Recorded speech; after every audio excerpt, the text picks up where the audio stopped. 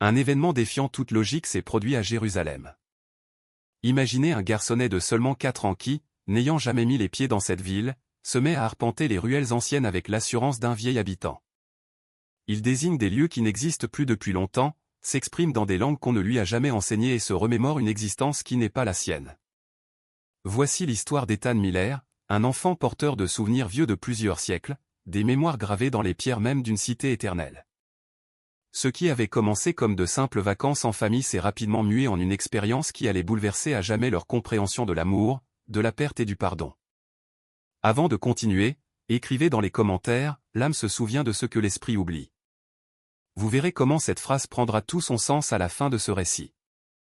Et si ce n'est pas déjà fait, abonnez-vous à la chaîne pour suivre d'autres histoires comme celle-ci, qui nous invitent à réfléchir sur ce qui existe au-delà du visible. Maintenant, l'histoire peut commencer. La chaleur écrasante de Jérusalem frappa le visage de Sarah Miller comme une gifle lorsqu'elle descendit du bus. Ses boucles brunes collaient à son front moite, tandis qu'elle tenait la petite main de son fils, Ethan, qui observait les alentours avec une intensité troublante pour un enfant de son âge. « Regarde, mon chéri, lui dit David, son mari, en montrant les murailles dorées de la vieille ville. C'est notre première fois à Jérusalem, n'est-ce pas incroyable ?» Mais Ethan ne répondit pas.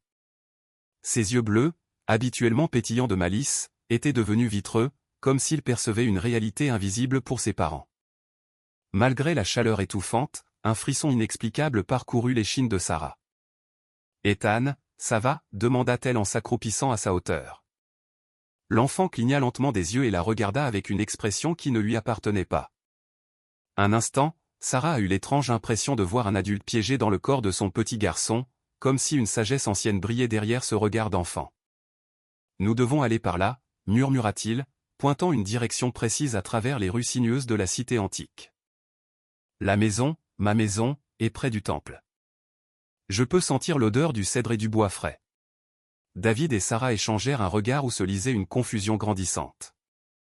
Ils avaient planifié ce voyage pendant des mois, étudiant cartes et guides, mais n'avaient jamais montré le moindre détail de Jérusalem à Ethan. L'enfant ne pouvait pas savoir où aller et encore moins parler d'odeurs qu'il ne pouvait percevoir. « De quelle maison parles-tu, mon amour ?» demanda Sarah, sa voix de psychologue pour enfants, cherchant à rester calme tandis que son esprit cherchait désespérément une explication rationnelle. « La maison où je vivais avec Rachel », répondit Ethan comme si c'était l'évidence même. « Là où j'avais mon atelier, où je fabriquais les tables et les chaises pour les gens du quartier. Les femmes venaient acheter mes coffres en bois d'olivier pour y ranger leurs robes de mariée. » L'air sembla s'épaissir autour d'eux. David sentit les mots de son fils le frapper comme des pierres. Rachel, un atelier, des coffres en olivier. Ethan n'avait jamais montré le moindre intérêt pour la menuiserie et ne connaissait certainement aucune Rachel. De plus, comment un enfant de 4 ans pouvait-il connaître des essences de bois spécifiques ou des coutumes matrimoniales anciennes? Et qui est Rachel? Tu ne nous as jamais parlé d'elle. Le visage de l'enfant s'assombrit d'une manière qui glaça le sang de ses parents. Pour la première fois de sa courte vie, Sarah vit dans ses yeux une douleur profonde, ancestrale, qui n'appartenait pas à l'expérience d'un enfant de 4 ans. C'était le genre de douleur qui ne vient qu'avec des pertes dévastatrices, avec une culpabilité qui ronge l'âme pendant des décennies. « C'était ma femme », chuchota Ethan. Une larme solitaire roula sur sa joue. « Mais elle est partie après que nous avons perdu le bébé, après que je n'ai pas pu le sauver de la fièvre. Il était si petit, si fragile et je n'ai rien pu faire. » Sarah sentit le sol vaciller sous ses pieds. Sa formation professionnelle lui criait que tout cela devait avoir une explication logique. Peut-être avait-il vu quelque chose à la télévision ou surpris une conversation d'adulte. Mais son instinct maternel, cette voix primitive que chaque mère reconnaît, lui disait que quelque chose d'extraordinaire et de surnaturel se déroulait sous ses yeux. Sans attendre de réponse, Ethan commença à marcher avec détermination dans les ruelles étroites. Ses petits pas résonnaient avec une confiance qui contredisait totalement son âge, comme s'il avait foulé ces mêmes pavés millénaires des milliers de fois à une autre époque, dans une autre vie. « Ethan, attends !» cria David en courant derrière lui, Sarah sur ses talons. Mais l'enfant ne s'arrêta pas. Il avançait dans des venelles qui ne figuraient sur aucune carte touristique, tournant aux angles avec la précision de celui qui en connaît chaque recoin, guidant ses parents, perdus à travers un labyrinthe d'histoires qui, d'une manière ou d'une autre, faisait partie de lui. Le son de ses sandales contre les pierres millénaires créait un écho hypnotique qui semblait réveiller des mémoires endormies à chaque coin de la cité antique. Comme si Jérusalem elle-même reconnaissait le retour d'une âme qui avait autrefois appelé ce lieu sacré sa demeure. Les pas d'Ethan résonnaient avec une assurance inquiétante, alors qu'il guidait ses parents à travers des ruelles de plus en plus étroites. Sarah et David se regardaient constamment, cherchant dans le regard de l'autre une explication rationnelle à ce qui se passait, mais n'y trouvant que le même désarroi et une inquiétude croissante. Soudain, Ethan s'arrêta devant un mur de pierre ancienne, couvert de mousse et érodé par des siècles d'histoire. Il posa sa petite main sur la surface rugueuse et ferma les yeux, comme s'il sentait quelque chose que ses parents ne pouvaient percevoir. « Ici » murmura-t-il d'une voix étrangement mûre. « Ici se trouvait la fenêtre de notre chambre. Rachel s'asseyait là le matin, en train de tisser, en attendant que je revienne de l'atelier. » Sarah sentit la chair de poule sur ses bras. La précision avec laquelle il décrivait des détails impossibles à connaître la terrifiait. En tant que psychologue, elle avait vu des cas d'enfants à l'imagination débordante, mais ceci était différent. Cela avait une qualité viscérale, émotionnelle, qui transcendait la fantaisie. « Ethan, mon amour » tenta Sarah d'une voix tremblante. « Comment sais-tu tout ça ?» L'enfant ouvrit les yeux et la regarda avec une expression qui lui brisa le cœur. C'était un regard chargé d'une tristesse si profonde qu'elle semblait avoir été cultivée pendant des décennies et non pendant les 4 courtes années de la vie de son fils. « Je ne sais pas, maman, chuchota Théil. Je le sais, c'est tout. Comme je sais que le pain de Rachel sentait la cannelle et le miel. Comme je sais que notre bébé avait les yeux verts comme les siens et que, lorsqu'il est parti, elle ne m'a plus adressé la parole pendant des semaines. » David s'approcha et s'agenouilla près de son fils, essayant de garder la voix ferme malgré le tremblement qui parcourait son corps. « Ethan, ce sont des mots très difficiles pour un enfant de ton âge. Où les as-tu appris ?» À la surprise des deux parents, Ethan se mit à parler dans une langue qu'il ne reconnaissait pas. Les mots s'écoulaient de sa bouche avec une aisance déconcertante, formant des phrases complètes dans ce qui ressemblait à une langue ancienne et mélodieuse. Annie, Oef, Otash, Rachel, Slisha Shelo, Yakolti, Lehatsil et Eled Sholanou, murmura-t-il. Puis il traduisit automatiquement, « Je t'aime, Rachel, pardonne-moi de ne pas avoir pu sauver notre fils. » Sarah sentit ses jambes flagellées. Elle sortit son téléphone et commença à filmer, ses mains tremblantes peinant à tenir l'appareil. « Quelle est cette langue, Ethan » demanda-t-elle d'un filet de voix. « C'est de l'hébreu » répondit l'enfant comme si c'était une évidence. « Et je connais aussi l'araméen, Abba de Bishmaya, Yid Kadash Shmak, notre Père qui est aux cieux, que ton nom soit sanctifié. » David sentit le monde s'écrouler autour de lui. Son fils de 4 ans parlait l'hébreu ancien et l'araméen, des langues que même lui ne connaissait pas, et ce avec une fluidité qui suggérait des années de pratique. « Ethan, » dit David en essayant de rester calme. « Nous ne t'avons jamais appris ces langues. » L'enfant le regarda avec une patience infinie. « On ne me les a pas apprises dans cette vie, papa, » répondit-il avec une simplicité dévastatrice. « Je m'en souviens d'avant. Je me souviens de l'époque où j'étais Joseph, le charpentier. » Sarah réalisa qu'elle était en train de pleurer. Les larmes coulaient sur ses joues sans qu'elle puisse les arrêter, se mêlant à la sueur et à la chaleur de Jérusalem. Tout ce en quoi elle croyait sur la vie, la mort, la réalité même, était en train de s'effondrer sous ses yeux. Ethan s'approcha d'un coin spécifique de la ruelle et commença à tracer des symboles dans la terre avec un bâton. Les symboles étaient complexes, pleins de courbes et d'angles précis. « Qu'est-ce que tu dessines » demanda Sarah. « Ce sont les marques que je faisais sur mes meubles » expliqua Ethan. « Ma signature de charpentier. » David prit une photo, sentant instinctivement qu'il aurait besoin de preuves. « Ethan » murmura Sarah. « Peux-tu te souvenir d'autre chose de cette époque ?» Le visage de l'enfant s'assombrit à nouveau. « Je me souviens du jour où notre fils est tombé malade, » murmura-t-il. « Il avait une forte fièvre et Rachel me criait de faire quelque chose. Mais quand je suis revenu, il était trop tard. Il était si petit, maman, si petit, qu'il tenait dans mes 2 mains. » Sa voix se brisa et Sarah ne put se retenir plus longtemps. Elle serra son fils dans ses bras, ayant l'impression de consoler non seulement l'enfant de 4 ans qu'elle connaissait, mais aussi un homme qui portait une culpabilité dévastatrice depuis des millénaires. À ce moment-là, les 2 parents surent que leur vie avait changé pour toujours. Jérusalem les entourait de ses pierres millénaires, témoin silencieux d'un mystère qui défiait tout ce qu'ils croyaient possible. Le lendemain, Sarah et David décidèrent de se joindre à une visite guidée de la vieille ville, espérant que la présence d'autres touristes pourrait normaliser l'expérience troublante de la veille. Mais leurs espoirs s'évanouirent dès qu'Ethan entendit les premiers mots du guide. « Bienvenue sur la Via Dolorosa », annonça le guide, un homme âgé nommé Ibrahim. Selon la tradition, c'est ici que Jésus a porté sa croix. Cette rue est restée pratiquement inchangée depuis 2000 ans.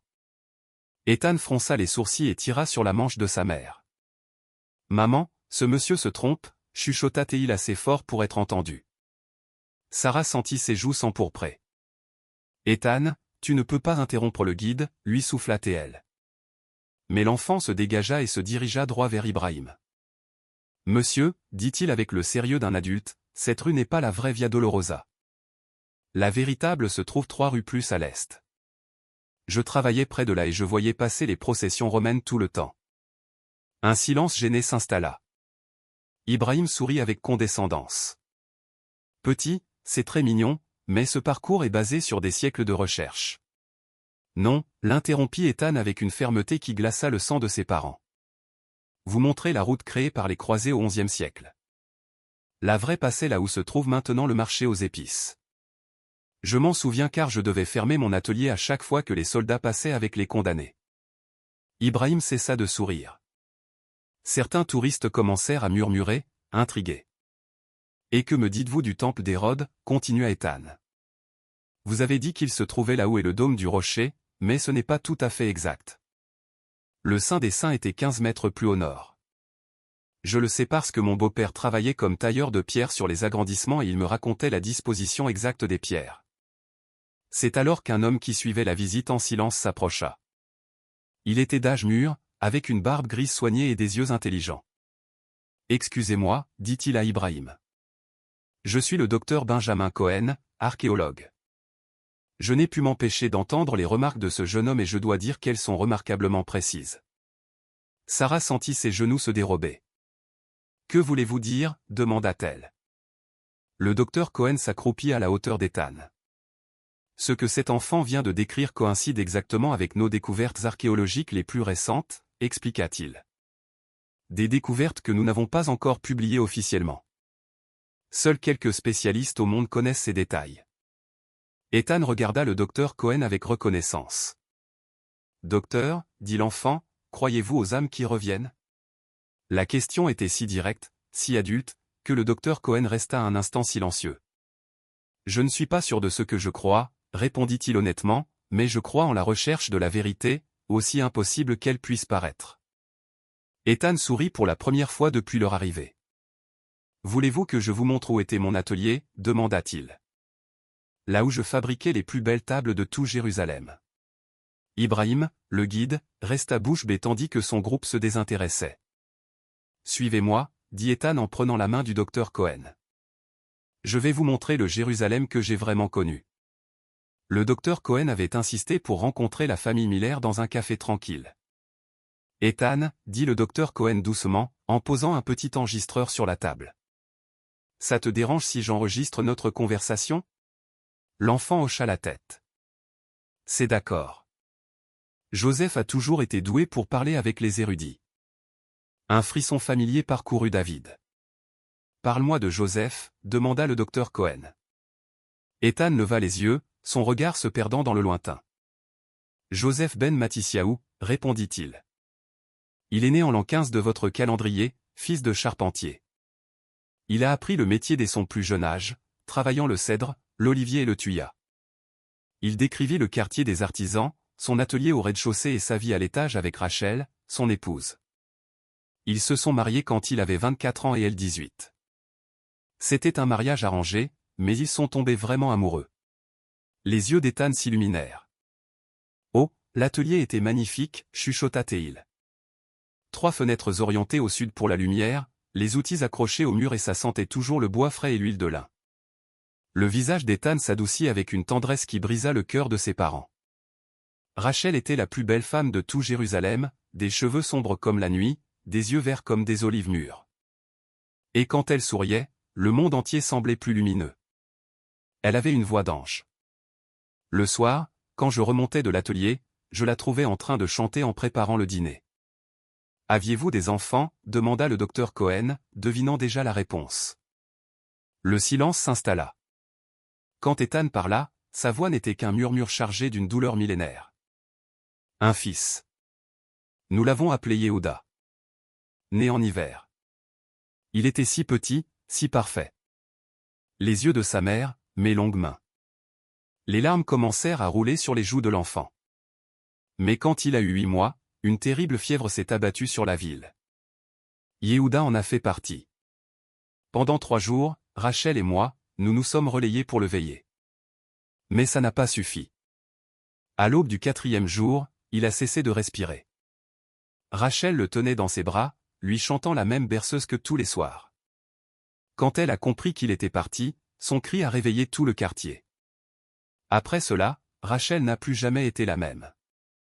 Et moi, je me suis blâmé de ne pas avoir pu le sauver. Le docteur Cohen ferma doucement son carnet. Jamais en 30 ans de recherche, murmura-t-il, je n'ai entendu un récit aussi détaillé et émotionnellement authentique de la vie à Jérusalem au 1er siècle. Cette nuit-là, Ethan se réveilla en hurlant. « Yehuda, ne pars pas » criait-il en hébreu avec la voix d'un homme. « Rachel, fais quelque chose. » Il se débattait, revivant le moment exact de la mort de son fils. Ses bras étaient tendus comme pour bercer un bébé. « Maman !» En revenant à lui, sa voix d'enfant retrouvée, il demanda « Pourquoi ça fait si mal ? Pourquoi j'ai l'impression d'avoir perdu quelque chose que je n'ai jamais eu ?» Les jours suivants, les épisodes devinrent plus fréquents. Ethan montrait une peur panique des orages, une anxiété extrême et s'isolait des autres enfants. « Ce qui me perturbe le plus, » confia Sarah au docteur Cohen, « ce n'est pas seulement les souvenirs, c'est le traumatisme. » Ethan vit le deuil d'un fils qu'il n'a jamais eu. À ce moment, Ethan leva les yeux de son dessin. « Docteur Cohen, dit-il, savez-vous pourquoi certaines âmes ne peuvent pas se reposer ? Je crois que certaines portent des douleurs si grandes qu'elles ne peuvent les lâcher même après la fin. Joseph est mort en croyant avoir échoué. Il est mort sans pouvoir demander pardon à Rachel. Leurs âmes sont restées piégées. David s'assit près de son fils. Et tu ressens cette douleur maintenant ? Ethan hocha la tête. Toutes les nuits, papa. Je rêve que je suis Joseph cherchant Rachel dans les rues de Jérusalem, mais je ne la trouve jamais. Je veux lui dire que je suis désolé. Sarah prit les mains de son fils. Et de quoi as-tu besoin pour que cette douleur s'en aille ? Ethan la regarda avec un espoir fragile. J'ai besoin de la trouver, maman. J'ai besoin de trouver Rachel et de lui demander pardon. Alors seulement Joseph pourra se reposer et je pourrai redevenir juste. Ethan et le docteur Cohen échangèrent un regard significatif avec Sarah et David. Leur quête avait changé. Il ne s'agissait plus seulement de comprendre le passé, mais de guérir des blessures que le temps n'avait pas pu refermer. Les jours à Jérusalem se transformèrent en une routine de révélations douloureuses. Pendant une séance particulièrement intense avec le docteur Cohen, Ethan commença à relater les dernières années de la vie de Joseph. Après l'enterrement de Yehuda, murmura-t-il, les yeux fermés. Rachel et moi sommes devenus des étrangers. Elle pleurait en silence toutes les nuits et moi, je faisais semblant de dormir parce que je ne savais pas quoi lui dire. Un mois plus tard, elle a cessé de me parler. Je tentais, mais elle me regardait avec des yeux verts pleins de reproches silencieux. Elle se blâmait et elle me blâmait, et elle blâmait Dieu. Un jour, j'ai trouvé une note sur la table. Rachel était partie vivre chez sa sœur à Béthanie. Elle disait qu'elle ne pouvait plus vivre dans la maison où elle avait perdu son fils, qu'elle ne pouvait plus me regarder sans se souvenir de tout ce que nous avions perdu. Sarah écoutait, le cœur brisé. Bien sûr que je l'ai cherché, sanglota Ethan. Je suis allé à Béthanie. J'ai attendu devant sa maison pendant des jours. Quand elle est enfin sortie, la douleur avait durci son cœur comme une pierre. Elle m'a dit qu'elle me détestait, qu'elle détestait l'odeur du bois sur mes vêtements, tout ce qui lui rappelait notre vie. Elle m'a dit que si je l'aimais vraiment, je la laisserais tranquille pour toujours. Il se blottit contre sa mère. Je suis retourné à Jérusalem. J'ai fermé l'atelier, vendu tous les outils. Je suis devenu un ermite, vivant seul dans une petite chambre. La douleur et la culpabilité m'avaient consumé. Je l'ai vu parfois au marché, de loin. On se regardait et, dans ses yeux, je voyais la même douleur que la mienne, mais elle avait construit un mur si haut autour de son cœur. Un jour, j'ai appris qu'elle était malade, la même fièvre qui avait emporté notre fils. Sa sœur ne m'a pas laissé entrer. Elle est morte en me haïssant. Et moi, je suis mort des années plus tard, seul et rongé par les remords. Il leva les yeux vers ses parents, le désespoir se lisant sur son visage. Vous comprenez maintenant? Joseph et Rachel sont morts sans se pardonner. Leurs âmes sont restées piégées dans un cycle de culpabilité et de ressentiment qui a duré plus de 2000 ans. Le docteur Cohen s'approcha. Ethan, ce que tu décris est ce que certaines traditions appellent un karma non résolu. Mais si Rachel est vraiment revenue comme tu le sens, alors oui, il y a de l'espoir. Le pardon peut briser des chaînes millénaires, mais d'abord, nous devons la trouver. Le docteur Cohen les avait orientés vers une collègue, la docteure Miriam Goldstein, une thérapeute spécialisée dans la régression vers les vies antérieures. Dans son cabinet faiblement éclairé, Ethan s'allongea sur un canapé confortable. « Ferme les yeux, Ethan, » murmura la docteure. « Nous allons voyager doucement vers le temps de Joseph, mais cette fois, tu auras le contrôle. » Plongé dans une transe légère, le visage d'Ethan se détendit pour la première fois depuis des jours. « Joseph, » dit la thérapeute, « emmène-moi au moment le plus heureux que tu aies partagé avec Rachel. » Un sourire doux apparut sur les lèvres d'Ethan. « Nous sommes sur le toit de notre maison, » murmura-t-il, sa voix ayant la cadence d'un homme adulte. « C'est le soir où Rachel m'a dit qu'elle attendait un bébé, l'air sentait le pain frais et le jasmin. Je lui promets de fabriquer le plus beau berceau jamais vu, en cèdre du Liban sculpté de chérubins. Nous savons tous les deux, sans le dire, que ce sera un garçon. » La thérapeute le guida doucement. « Dis-moi à quoi elle ressemblait? Avait-elle une marque particulière? » Elle était petite, à peine à hauteur de mon épaule. Ses cheveux noirs, toujours tressés avec un ruban rouge, ses yeux entre le vert et le gris. Elle avait une petite cicatrice dans la paume de sa main droite et sa voix, grave pour une femme, était riche et profonde. Elle avait cette habitude de toucher doucement mon bras quand elle parlait, comme pour se sentir connectée. Et sa personnalité? Elle était forte, murmura Ethan avec admiration. Plus forte que moi, un tempérament de feu, mais aussi la personne la plus compatissante que j'ai connue, et très intuitive. Le matin où Yehuda est tombé malade, elle s'est réveillée en pleurant. Elle avait fait un rêve terrible. Elle avait vu des ombres sombres autour de notre bébé. La thérapeute le ramena au moment heureux. Ethan, de ce lieu d'amour pur, peux-tu sentir si l'âme de Rachel est proche maintenant, à notre époque? Un long silence suivit. Oui, chuchota-t-il enfin. Elle est ici, très proche, mais c'est différent. C'est comme si c'était elle, mais plus jeune, plus innocente. Peux-tu sentir où elle est? Dans un endroit rempli d'enfants, beaucoup de petits-enfants. Il y a des rires, des chansons, une odeur de crayon. C'est comme une école, mais pour les plus petits. Les yeux de Sarah s'écarquillèrent. Une école maternelle, souffla-t-elle. Ethan hocha la tête sans ouvrir les yeux. Elle s'occupe des petits-enfants. Son âme a choisi une vie dédiée à prendre soin des enfants des autres parce qu'elle n'a jamais pu s'occuper du sien assez longtemps. La recherche de Rachel commença à l'aube. Maman, dit Ethan au petit déjeuner, elle n'est pas dans la vieille ville, elle est dans la partie neuve, là où il y a des bâtiments hauts et des jardins avec des balançoires bleus. Je le vois chaque nuit en rêve. C'est un bâtiment blanc avec de grandes fenêtres et une cour avec des orangers. David montra à Ethan des photos de plusieurs écoles maternelles sur sa tablette. Quand apparut une image du centre pour enfants Kitma dans le quartier de Rehavia, les yeux de l'enfant s'illuminèrent. C'est là. C'est exactement l'endroit que je vois dans mes rêves. En taxi, Ethan devint agité. Je la sens plus fort maintenant, murmura-t-il. C'est comme une corde invisible qui me tire vers elle et je sens aussi sa confusion.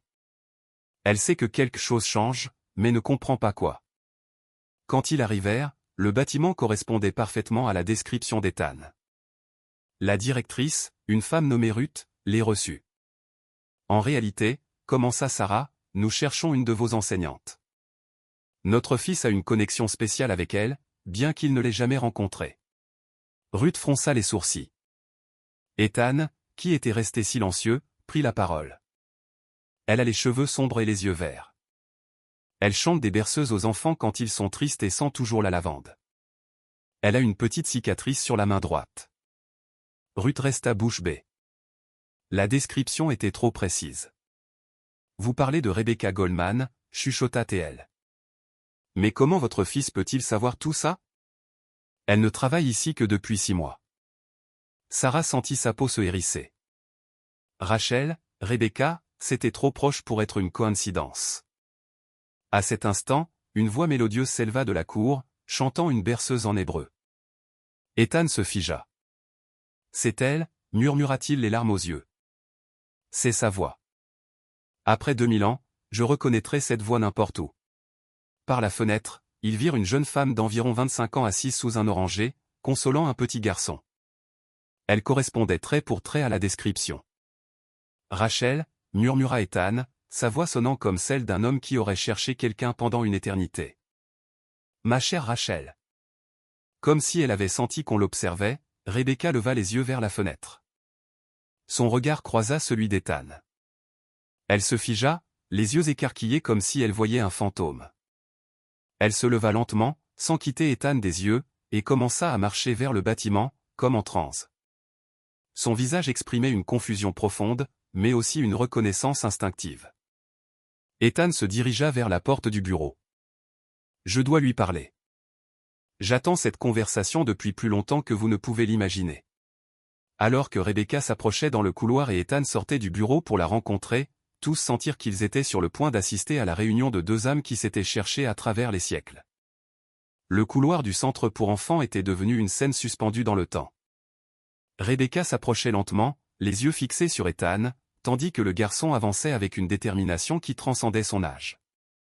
Quand ils se firent face, à peine à 1 mètre l'un de l'autre, l'air sembla vibrer. « Toi » murmura Rebecca d'une voix tremblante. « Je te connais.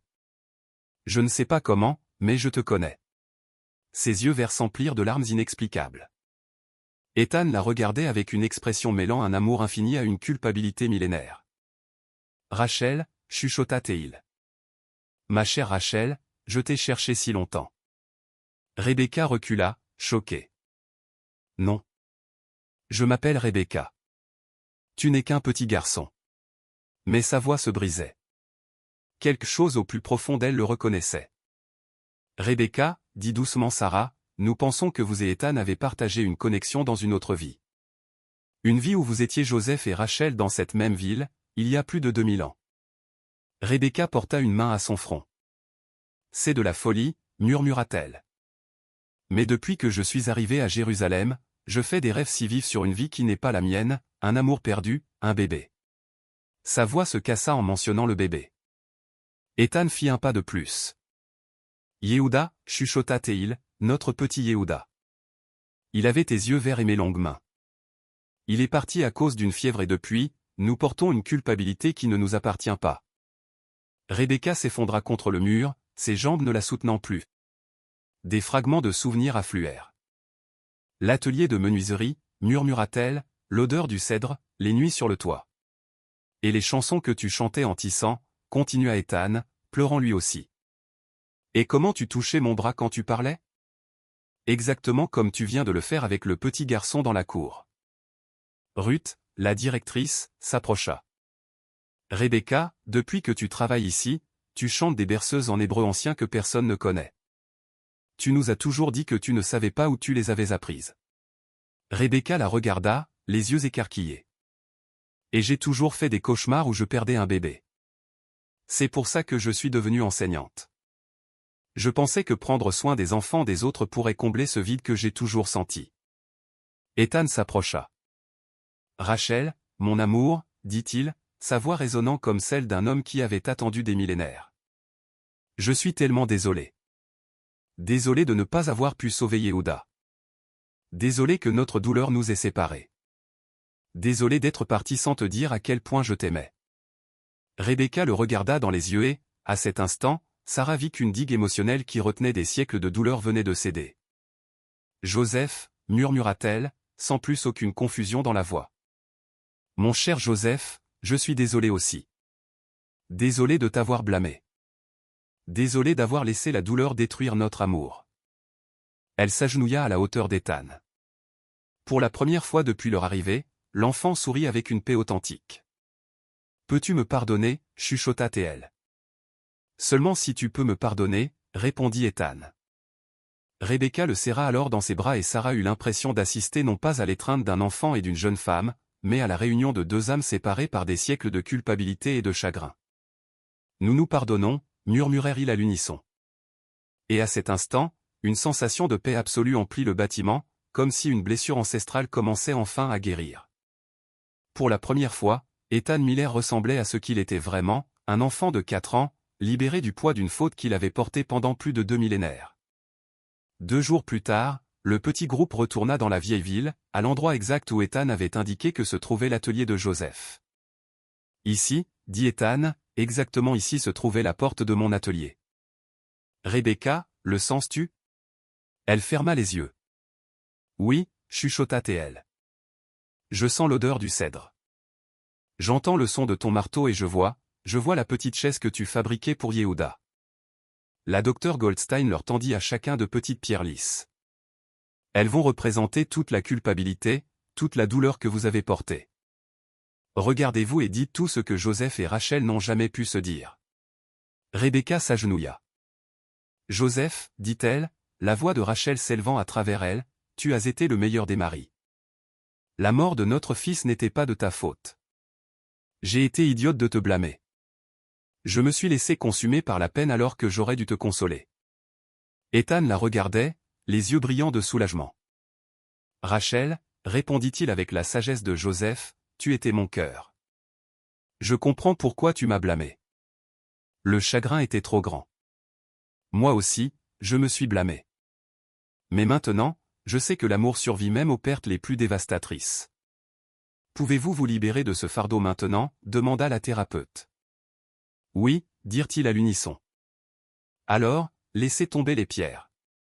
Simultanément, ils ouvrirent leurs mains. Les petites pierres tombèrent au sol avec de petits sons secs qui semblèrent résonner avec une force incroyable, comme si chacune libérait des siècles de souffrance. À cet instant, Ethan se redressa comme si un poids invisible venait d'être retiré de ses épaules.